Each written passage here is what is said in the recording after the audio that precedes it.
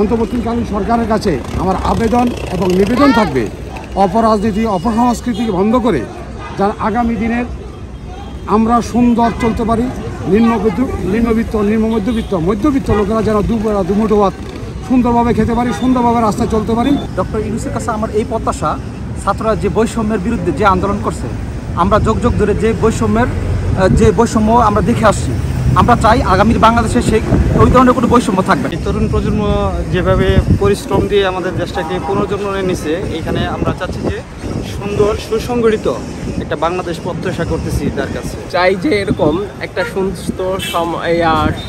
সুস্থ নিরষ্ট এরকম চাই, যাতে কোনো নাই, ভেদাভেদ নাই, কোনো আওয়ামী লীগ নাই, কোনো বিএনপি নাই, বা কোনো নাই, জাতীয় পার্টি নাই। আমরা চাই দেশটা সুন্দর করে, সামনে পিছনে যা হয়ে গেছে এটা নিয়ে আর কোনো নাই, সামনে যেভাবে ভালো হবে সেটা আমরা চাই যে আগামী দিনগুলো আরও ভালো যাক।